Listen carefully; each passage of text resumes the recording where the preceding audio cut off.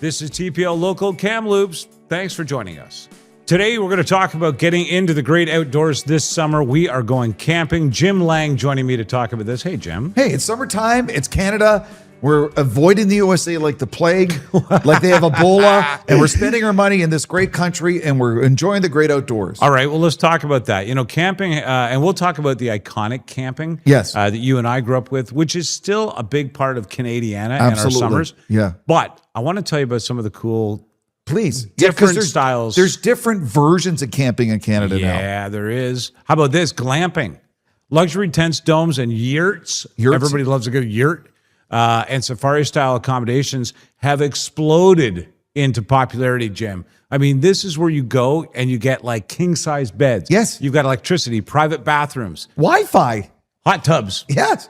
Hot tub camping, baby. So you're technically in a campground. I know we were years ago with our family in the national park in Prince Edward Island. And you're basically overlooking the Atlantic Ocean. It's beautiful. It's incredible. And the sand is white. And we were in a tent trailer, but they had yurts, the luxury for the glampers in the property. What exactly is, and I don't want to sound like, I don't want to movie quote this, but what is a yurt? It's like a dome, and it's got a wood frame with a canvas tent. All right. And I think it comes from like sort of South Asia, like Afghanistan and Nepal and countries like that. And that's how they would live in these yurts. And they're really cool structures and a lot of different places you can rent them. And they have the beds and like. All right, we'll show one of these here and we'll have a look. Yeah, absolutely. So I guess they use the yurts, by the way, as sort of the base on which they start to, I guess, fancify and create elegant the camping experience, which I don't know. It seems kind of at cross purposes. How about this? Tiny cabin and off-grid stay. So now people are building these tiny homes. They operate on solar. Yep. They're completely off the grid, but you do have power and you do have access to water and things like that. That sounds like a fun way to do it. And they have what they call the dry toilets or the compostable toilets. Right. And so that's become a big thing as well. It was Cavendish National Park, the Cavendish PEI, which is right on the water. That's the one. It's so beautiful. You go through like there's like sort of seagrass, and you're on white. It looks like flour. The sands and the campground. You wake up in the morning and the sun's over the Atlantic Ocean. You're right there. It is one of the most impactful things on that trip that I did, and it was the last point before we started heading back. Yeah. And we spent an extra day just because. First of all, it was wide open. And you might remember that park as being wide open. Yeah. Not a huge amount of trees and stuff like that, which meant there was a huge amount of interaction between people that were from all over the world. Yeah. We met people from Germany, from Asia. We met Canadians. And you're just chit-chatting with your neighbors. Yeah, it was very nice. How about this one, Jim? Dark sky camping. Camping specifically to view the stars and the northern lights. So Bruce Peninsula National Park has it. Grasslands National Park has it. And I mean, the people who really want astrophysics and a look at what's going on in our astrology. Well, I would take a trip to the Yukon and camp up there. I said astrology. It's astrophotography. Oh, excuse me. But I would like to think camping in the Yukon in the summer. I mean, first of all, just incredible beauty. But yeah, you would have a great opportunity to see so much up there that you wouldn't. Except I don't know that you see the stars in the summer there. Because it's sun so far. Yeah, they get a lot of sun there. Yeah. So you get more sun. That's the only star that you really see, I think, for the most part. Oh, right. But in a lot of the parts of, as you head north in Ontario. Yes. Yeah, absolutely. As you head north in Manitoba. Quebec, places like that. Quebec's Newfoundland, maybe. Yeah, as you said, not too far north, not to the Arctic north, but there are some. Okay, that's a good one. I didn't know about that. I would love to do that. By the way, you can do your astrology while you're doing it. I know that had to make our producer laugh. Of course, farm camping is something people are starting to do. Stay and work on a farm. Yep, you set up. They often have yurts, in fact. But throughout the day, I love this idea. Throughout the day, you get to care for animals. Oh yeah, tend to fields. You know what? It actually feels a little Tom Sawyer-ish to me in the sense that. Yeah, I mean, if I had a farm, I might set up a camp to get people to come and work for free as well. Yeah. But people love it. You learn about agriculture, farm to table eating, It's a very cool idea. And for a lot of people, without the ambient light, when you're on a farm property, the stars at night in the summer, God. like you see everything. Sunsets and sun. Yeah, You're up with the sun on a farm, that's for sure. Yeah. Nordic and winter camping is something we're going to get to at another time in the future. However, I will say this, much like the summer camping, certain parks that have it fill up quick. And we'll tell you later on in the show how you start to book those, certainly in Ontario and other parks. This is a good one. Bubble camping. You sleep in a transparent inflatable dome, Jim, under the stars. Oh, really? Oh, that's fantastic. You get a full view. I thought you were talking about the boy in the bubble. Yeah, it is that. You're allowed to go outside the bubble, though, however, John Travolta reference. But it's quite nice because you're outside, you get to enjoy. And of course, in some of the places where you want to enjoy the stars at night, what comes with nighttime? Bugs. Mosquitoes and bugs. Yeah. So you get freedom from that and still get a full view of the sky. Hobbit house camping. Underground and earth-sheltered structures inspired by the fantasy stories are popping up across Ontario and Quebec. So if you want to camp like a hobbit. Okay, a quick tip. You mentioned the bugs. Our family got this thing called a thermocell. You can get it at Canadian Tire and that. It's about that big. It's a game changer when it comes to bugs when you're outside in the summer. I have to endorse this. Oh. Were you skeptical? Oh, well, I'm like, oh, well, okay. I'm totally skeptical. Yeah. Well, guess what? It works. So anyway, having said that, there's a good endorsement. We should be selling that. Floating tent camping. Imagine sleeping on a raft anchored in the middle of the lake. And this is very popular. Okay. Now that's a great concept because a lot of people, just the gentle rhythm, especially lakes in the summer in Canada, very still at night. And there's something very peaceful about it. You can camp in a converted train car. You can camp in a lighthouse in Canada. You can go alpaca camping. Now, the lighthouse one, I think, would be fantastic. I think so, if you think about the Pacific and Atlantic Ocean and all that, that would be really cool. And, of course, they're always in dramatic scenarios. I mean, you get a lighthouse where there's drama right at the ocean side. Dark sky and UFO camping. Some campgrounds are marketing themselves now as good places to see UAPs, or as I used to call them, UFOs. Grasslands National Park again, and that's Saskatchewan, correct? Areas around Grasslands National Park and parts of Northern Ontario attract these visitors. I think you're right, Jim.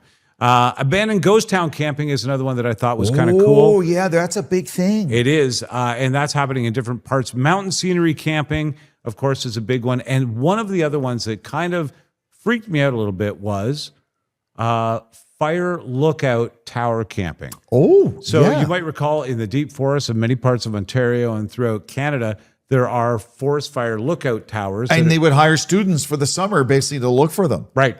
And so essentially now those have been converted into camping locations. Wow. Yeah. Make sure you don't turn over too far out of your sleeping bag. That's well, they usually have pretty good railings in the top there. Okay, I'm glad to hear that. Let's kind of switch gears for a second and talk about where to camp and how to camp, because there are amazing places across the country people can go to camp, but you need to book it and you need to be ready to do this. For instance, we have some friends, our family, who go to Algonquin Park every year. If you're going to a big national park like that, Fundy National Park, New Brunswick, Algonquin Park, Ontario, some of the big ones in Canada, especially along the Pacific coast, you have to book early. But if you take time and go to your local park's website, depending where you live in Canada, you can pick a place, whether it's just a one tent setup for a couple people or a single person, whether it's a tent trailer, depending on what you have. And you just look at the different camp. We're blessed in Canada with so many parks and campsites, provincial parks and national parks, that have groom sites with water, with bathrooms, and you just go on the website, pick your dates, pick your location, and book it. Like I just went for a lark online to Agawa Provincial Park, which is on Lake Superior near Thunder Bay, where you guys were there recently, at $38 a night, and it's perfect for one tent, and you have the picnic table, the area to park your car, and the ubiquitous Canadian campsite fire pit. I love those. Yeah. And Jim, I have like an affinity for those fire pits. The half barrel rounded, squared off at the front. It's got a grill on top of that. You can cook anything on it, and you get heat and everything. Jim, I honestly believe society, that was a high water mark in society when we put those into our provincial parks, and we are struggling to find another one of those high water marks ever since. It is Canadian iconic classic barbecuing outdoors. I want one. Well, now it's funny you say that. There are companies that agree with you, and there's different companies in Canada who are taking metal, scrap metal, and making them for sale for people.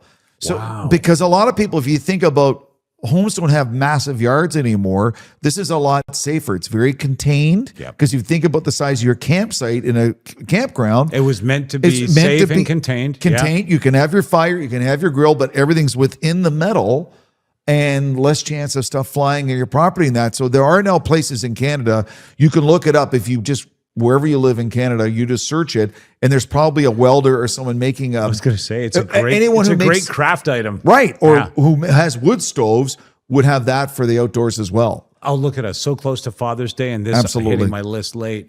You know what I remember? It's so funny that you're talking about that iconic. So let's talk about the iconic campsite here in Canada. You got your picnic table. Yeah. You've got your semi-level site, although depending on what your level is. Yeah. Depending on where you are, you might have to do a little bit of leveling. Some are more level than others. Exactly. And you can tell because those are the ones remaining. Yeah. But having said that, there's a picnic table. You've got the sort of usually a gravel or sand, mainly sand site that you're putting yourself on. Yep. And hopefully a little bit of a greenery around you. And of course, the signs. That's one thing that it's just iconic to me that and they're different from each province. Oh, I didn't know that because in Ontario, we've got the iconic brown sign with the yellow lettering. Yellow lettering that that you're in a provincial park in Canada. And a federal park, a national park, it looks like the sign to a federal building because it's a national building. That's a little sad. It does take the. It doesn't have the warmth of. No, it doesn't have the Canadiana feel to it. I'm going to northern Saskatchewan to this beautiful campsite, provincial park. And that has something. There's something iconic about it. So every province does it a little bit different. That and how Bay they of do Fundy sign made me think, okay, this is where people go to sort mail. Exactly. Yeah. Meanwhile, we're working on an infrastructure project for Mark Carney. All right. Some of the places, if you haven't visited in Canada and you've heard them before, but let's just put them out there again, starting in the west, throughout the mountains, Banff National Park, Jasper National Park, and Yoho National Park. All must-haves for the camper who wants to be out west. Canoe and backcountry. I'm going to sneeze, pardon me. That's okay. Bless you. Pardon me. You want to canoe and head into the backcountry? Algonquin Provincial Park, of course. It's incredible. Killarney Provincial Park, another one. I've been there. That's amazing. And I haven't been to this one. Quetico Provincial Park. It's so remote, and it's considered to be one of the world-class paddling areas. I have not been there. Maybe I've said it wrong. Let me know in the remarks. Ocean and coastal camping, Pacific Rim National Park Reserve. I saw this when I was out west, and I thought to myself, this would be a really beautiful place to begin or end a journey, even if camping was only a portion of what you were doing. I forgot because our oldest daughter lives in Edmonton, and she's been there. It's called Elk Island National Park. I saw that on my journey. They have elk, bison. It's incredible. And you can day camp, sleep over, canoe there, and the wildlife and the nature. With wildlife like that, you don't really have to take groceries with you. I'm pretty sure that's just for show. Oh, okay. Yeah. Northern and unique experiences you might want to look. Oh, by the way, Cape Breton Highlands on the coast, incredible. And we've mentioned Fundy National Park, which is really, if you're going to pick one park that really represents that part of Canada, Fundy is an essential one. Now, if you're in Quebec, there's one just east of Rimouski. It's right on the St. Lawrence River, and it's where the salt water meets the fresh water. Right. And it's called Parc National du Bic, or Bic Park. Right. And when you're there, there's like rabbits and all these animals just wandering around. And when you go to the water, you'll see seals in the saltwater part. But if you go to the freshwater, it's different wildlife. And that's incredible. Because, right? Right. It's a stunning park. And probably certain species that only thrive in that mix of brine and freshwater. Yes. Wow. And I know there's I believe it's in the Chicoutimi area. On the Saguenay, there is whale watching parks in Quebec as well, like beluga whales and stuff. So we're spoiled in Canada, the different kinds of parks we can Gros check out. Morne National Park. What about that? Yes. One of Canada's most unique geological sites. The landscape there, like nothing else you'll see anywhere in the world. Grasslands National Park, we keep mentioning. And Tombstone Territorial Park, the Patagonia of the North. Because of the mountainscapes, because of the temperate forests and things like that are mixed within it. And that brings waterfalls and riverways and excellent paddling experiences. You know what else we have in Canada people don't realize? What's that? We have deserts.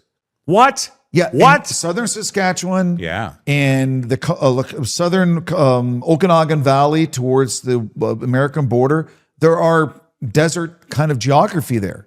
As we made our way through Regina, from Regina into Alberta, we saw the largest inland saltwater body of water in the world. Yeah. And so that's an incredible thing to experience. Much to do, great places to camp. No excuses not to get out there. And in fact, even if you're just saying to yourself, okay, we didn't get to it this year, start planning it now. Oh, yeah. Because you can create a heck of a journey your family will not forget for many years to come. Real quick, here's a tip for a lot of people who don't realize early mid-September, if you can get the time off, that late summer, early fall camping is phenomenal. It's less busy because kids are back in school. So you have more choice at campsites and campgrounds. And that time of year is phenomenal to be in the great outdoors. The fall and winter camping, I think we should hit it as Yeah. we get to the end of the summer here and get prepped. Thanks, Jim. I appreciate this. Looking for reliable and convenient personal safety products? Less Lethal has you covered. As Canada's only authorized Byrna distributor, we provide a range of products for recreation, protection, and security. Explore our Byrna launcher lineup, including the LE, SD, TCR, and Mission 4, designed for different levels of performance and protection needs. We also offer the Banshee personal safety alarm, designed to protect children, women, and vulnerable individuals. Because your safety is our top priority. Shop now at lesslethal.ca.